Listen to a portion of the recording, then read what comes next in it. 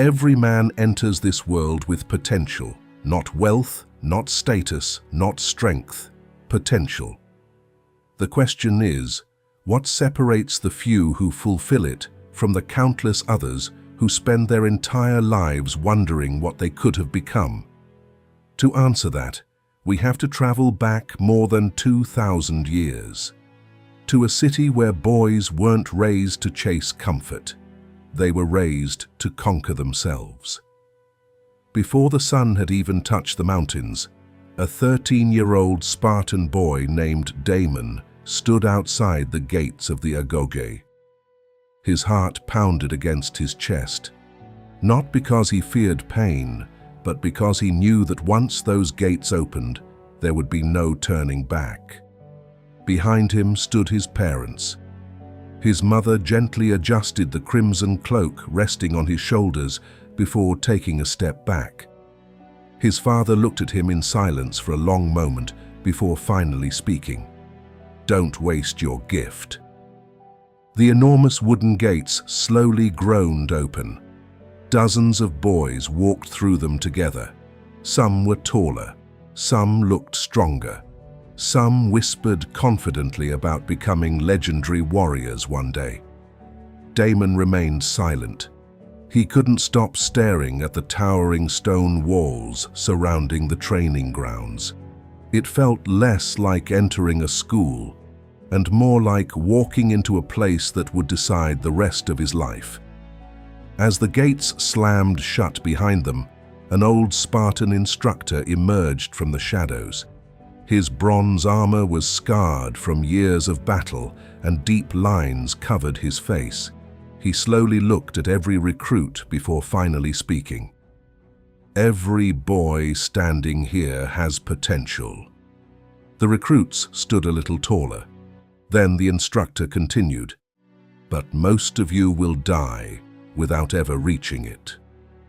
The courtyard became completely silent. One of the boys finally gathered the courage to ask, "How can you already know that?" The old Spartan looked toward the mountains surrounding Sparta before turning back to the recruits. "Because your greatest enemy isn't waiting beyond those mountains." He paused. "He wakes up every morning wearing your face." Those words echoed through Damon's mind for years. When the training became unbearable, he remembered them. When his body begged him to stop, he remembered them. When every part of him wanted to choose the easier path, he remembered them, because he slowly realized that the old instructor wasn't talking about war. He was talking about something far more dangerous, the quiet decisions that shape who you become. And that's exactly why most men never reach their potential. Not because they aren't talented enough, not because they weren't given the right opportunities, but because, little by little, they surrender the person they could have become. Today, we're going to follow Damon's journey through the Agoge, not to learn how to become a Spartan, but to uncover why so many people slowly abandon their potential without ever realizing it. Because the battle that determined Damon's future is the same battle every one of us fights today. Chapter 1. The Slow Death of Potential. The first weeks of training were unlike anything Damon had imagined. Every morning began before the sun rose. Every day was filled with running, climbing, sparring, carrying heavy shields across the mountains, and enduring pain that seemed impossible to survive. By the time night arrived, every recruit collapsed onto their bed exhausted. At first, they were all the same. Every boy woke up with the same opportunity. Every boy dreamed of becoming a legendary Spartan. Every boy believed he would be one of the few. But something strange began to happen. Not during the hardest days, during the easiest ones. One morning, a recruit decided to sleep for just a few extra minutes. Another skipped the final lap because no one was watching. Another carried his shield a little lower to make the climb easier. None of those choices seemed important. No one was punished, No one was yelled at. Training simply continued. Weeks turned into months. The small decisions repeated themselves. The boys who once looked identical slowly became impossible to compare. Some grew stronger, others stayed the same. A few quietly fell behind. One afternoon, Damon noticed something that disturbed him. A boy named Orion had been the strongest recruit when they first arrived. He was faster than everyone, stronger than everyone. Every instructor believed he would become one of Sparta's greatest warriors. Now, he struggled to keep up. Nothing dramatic had happened. He hadn't been injured. He hadn't suffered some terrible tragedy. He had simply become comfortable making small compromises, a shorter run, an easier effort, a little less discipline than yesterday. Damon couldn't understand it. That evening, he approached the old instructor. How can the strongest boy become one of the weakest? The instructor picked up a block of marble resting beside the courtyard. He handed Damon a small iron chisel. What happens if you strike this stone once? Nothing, Damon answered. The instructor nodded. What if you strike it 10,000 times? Damon looked at the marble. It breaks, the instructor smiled. Exactly. He placed the chisel back on the ground. Potential dies the same way. It is almost never destroyed by one terrible decision. It is shaped or shattered by thousands of ordinary ones. Those words never left Damon, because he began noticing the same pattern everywhere. Great warriors weren't separated by one heroic moment. They were separated by the countless moments no one ever saw. The extra repetition after training, the decision to keep running when everyone else stopped, the willingness to embrace discomfort instead of avoiding it. Years later, science would give this process a different name: neuroplasticity. Your brain is constantly adapting to the behaviors you repeat. Every action strengthens certain neural pathways while allowing others to weaken. Every time you choose discipline, you make the next disciplined decision slightly easier.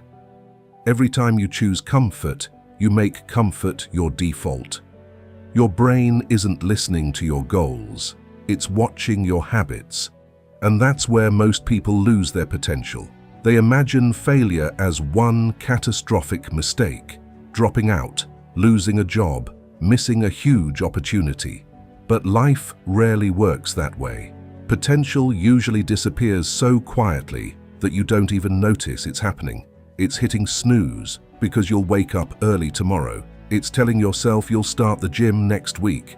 It's spending one more hour scrolling because today was stressful. None of those decisions feel important on their own, but neither does a single strike of a hammer against stone. The danger isn't one decision. The danger is becoming the kind of person who keeps making it, because every choice is casting a vote for the person you'll become. By the time most men realize they've settled for less than they were capable of, they've been practicing that identity for years. And that's why the greatest threat to your potential isn't failure. It's the quiet repetition of average decisions that slowly convince you average is who you are. Chapter 2. Comfort never arrives looking like the enemy. Winter arrived in Sparta without warning. The warm mornings disappeared, replaced by freezing winds that swept through the mountains. Every recruit woke before sunrise, with sore muscles and aching joints, yet the instructors only made training harder. They ran farther, climbed higher, and carried heavier shields than ever before. For the first time since entering the Agoge, Damon noticed something changing. The boys who had once spoken confidently about becoming great warriors now whispered complaints. Some blamed the weather. Others blamed their bodies. Damon found himself hoping for an excuse just like everyone else. Then, one morning, the rain came. Dark clouds covered the valley, and freezing water poured over the training grounds. Damon felt relieved. Surely today they would be allowed to rest. Around him, several recruits quietly smiled, believing the storm had saved them.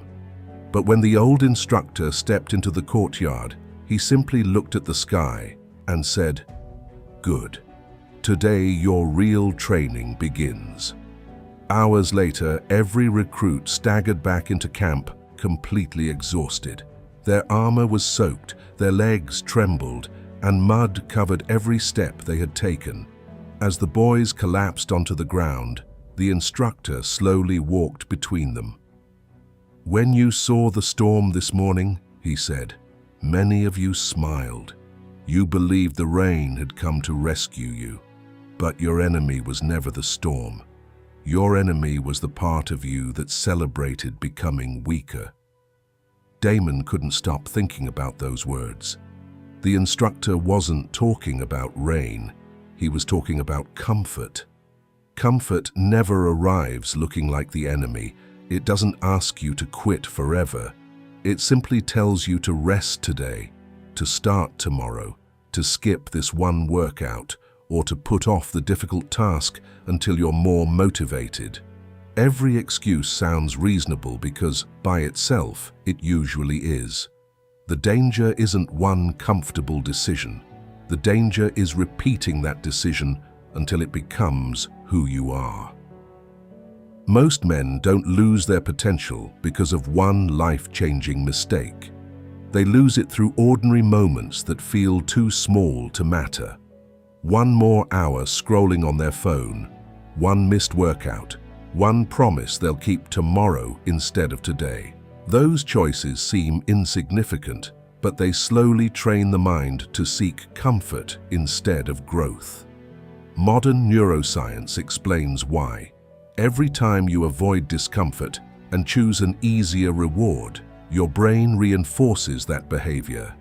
Over time, comfort becomes your default response, and even small challenges begin to feel overwhelming. Your brain isn't deciding who you want to become. It's learning from what you repeatedly do. The Spartans understood this centuries before science could explain it. They trained in the cold, the rain, and the heat because they refused to let comfort determine their limits. They knew real strength wasn't revealed when conditions were perfect. It was revealed when every part of you wanted to stop. Looking back, Damon realized the storm had never been the test. The mountain wasn't the test either. The real test was deciding which voice he would follow, the one that begged for comfort or the one that reminded him of the man he wanted to become. Every day, one of those voices was growing stronger. Chapter 3. The Man You Believe You Are. Years passed, and something began to change inside the Agoge. The training never became easier.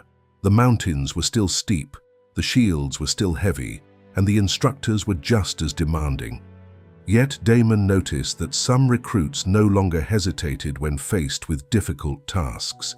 They didn't complain when the runs became longer or when the weather turned cold. While others bargained with themselves before every challenge, these men simply acted. Damon couldn't understand why. They weren't stronger than everyone else, yet they carried themselves differently. One evening after training, Damon approached the old instructor. "Why do some men stop struggling?" he asked. "Why does it seem like hardship doesn't bother them anymore?"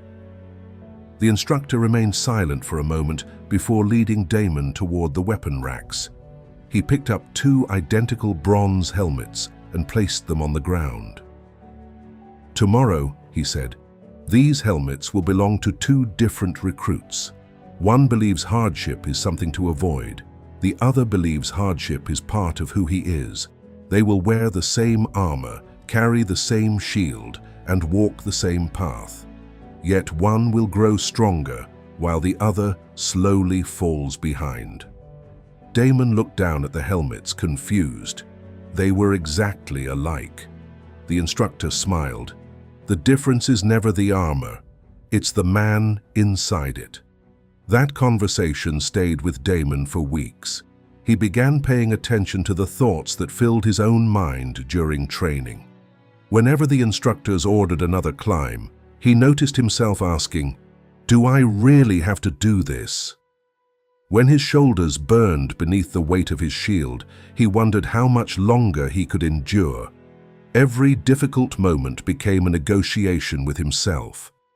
Then he looked at the recruits he admired most. They weren't having those conversations. They weren't waiting to feel motivated before acting. They simply accepted that hardship was part of who they had chosen to become. Without realizing it, Damon had discovered one of the most powerful truths about human behavior. Most people believe their actions create their identity, but the opposite is often true. Your identity shapes your actions. If you see yourself as someone who always gives up when things become difficult, your brain will search for reasons to quit. If you see yourself as someone who avoids discomfort, every challenge will feel like proof that you should take the easier path. But when you genuinely believe you are someone who keeps your word, who finishes what you start, and who embraces difficult things, your decisions begin to change automatically because they are consistent with who you believe you are. Modern psychology calls this identity-based behavior. Your brain constantly tries to keep your actions aligned with the story you tell yourself about who you are. That's why changing habits without changing your identity almost never lasts. You can force yourself to wake up early for a few days. You can force yourself to go to the gym for a few weeks. But eventually, your old identity pulls you back toward familiar behaviors. Lasting change happens when you stop asking, "What do I need to do?" and start asking, "Who am I becoming?" The Spartans understood this centuries before science could explain it. They didn't train until discipline became easier. They trained until discipline became normal. They didn't wake up each morning deciding whether they felt like carrying their shield. Carrying it was simply what a Spartan did. Courage wasn't an emotion they waited to feel. It was an expectation they lived by every single day. As the months passed, Damon noticed something remarkable. The mountains hadn't become smaller. The training hadn't become lighter. His body still grew tired, and his muscles still ached. But the arguments inside his own mind slowly disappeared. He stopped asking whether he felt like pushing forward. He simply did it. Somewhere along the way, he had stopped trying to become disciplined and had quietly become the kind of man who was.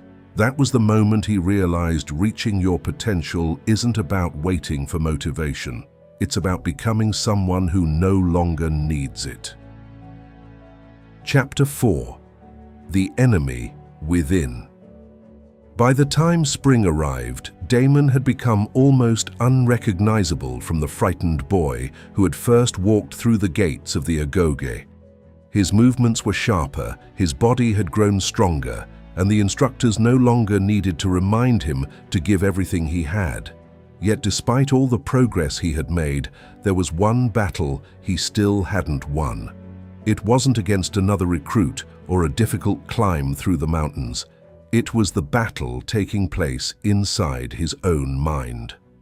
One morning, the instructors gathered the recruits before sunrise and announced that each of them would fight alone for the first time. There would be no shield wall to hide behind, no teammates to rely on, and no one to carry them if they failed. As Damon listened, his heart began to race.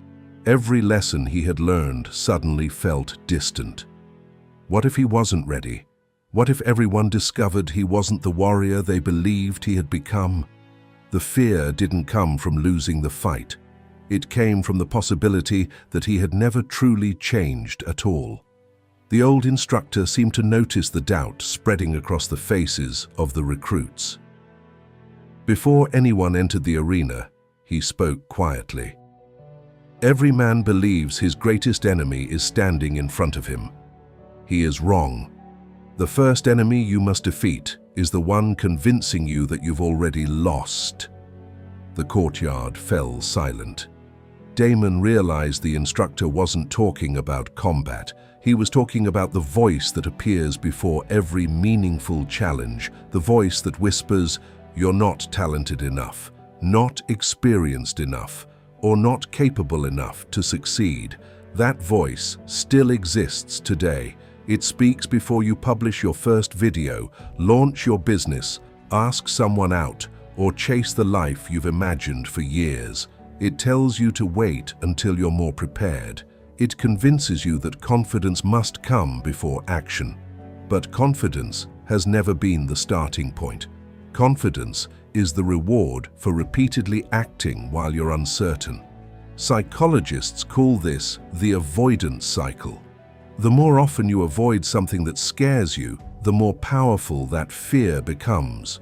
Your brain interprets avoidance as proof that the situation was dangerous, making you even less likely to face it the next time. But the opposite is also true. Every time you move towards something despite being afraid, your brain slowly learns that fear doesn't have to control your actions. Courage isn't something you're born with, it's something you train. When Damon's name was finally called, the fear hadn't disappeared. His hands were still shaking as he tightened the straps around his shield. His breathing was uneven, and every instinct told him to step back. Then he remembered the instructor's words. The battle had never been against the opponent waiting in the arena. The real battle was against the version of himself that wanted to retreat. He stepped forward anyway. That was the moment Damon understood what separated ordinary men from extraordinary ones. It wasn't that extraordinary men never felt fear.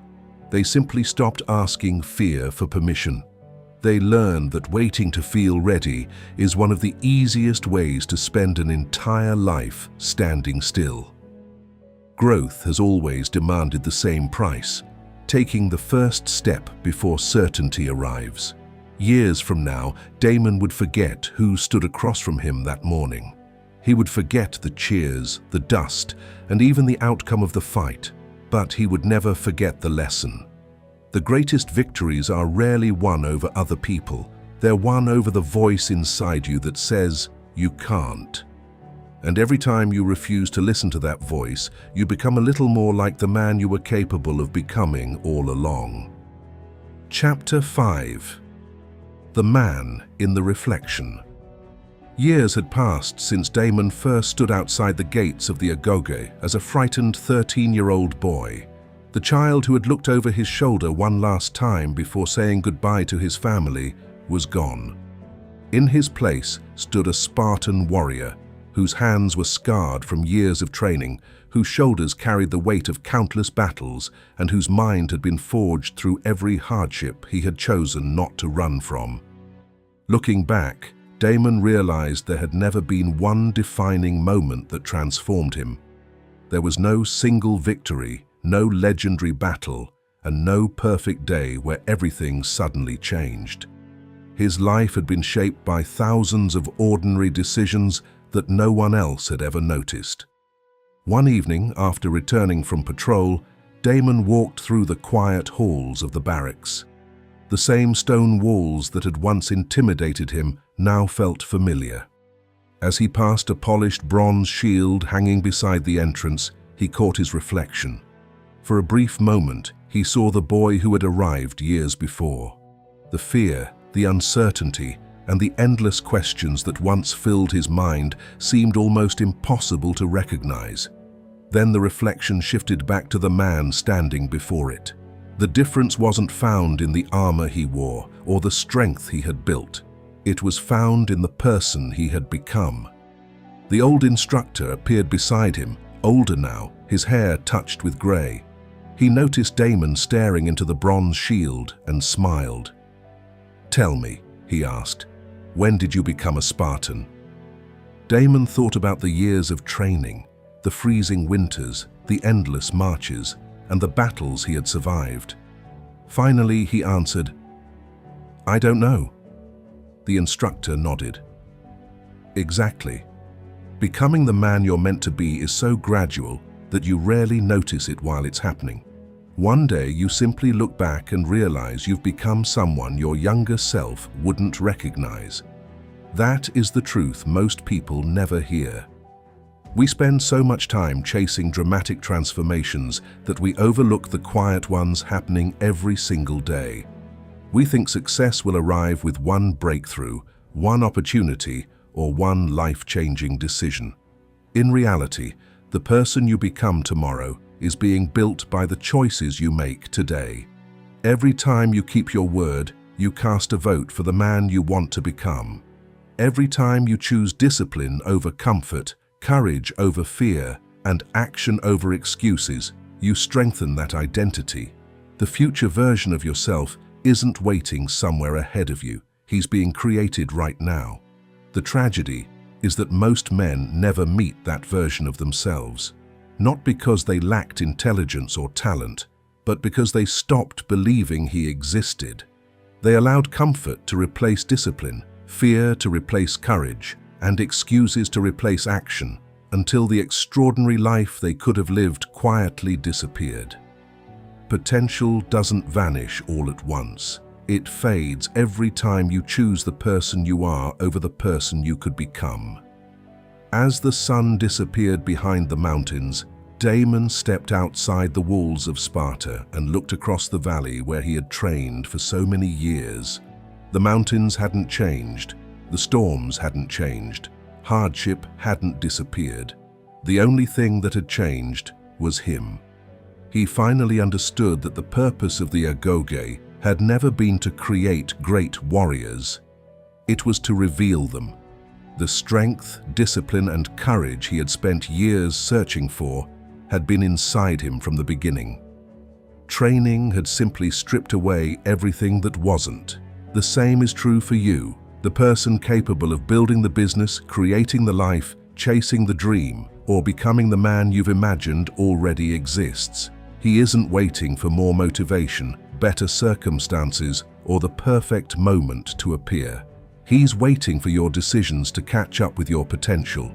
Every disciplined action, every uncomfortable choice, and every promise you keep brings you one step closer to meeting him. So when you wake up tomorrow, remember that your future isn't decided by what you hope will happen. It's decided by what you repeatedly choose. Years from now, you'll look back on this season of your life just as Damon looked back on the gates of the Agoge. The only question that will matter is this: when that day comes, will you recognize the man staring back at you? If this video challenged you, subscribe, and I'll see you in the next lesson.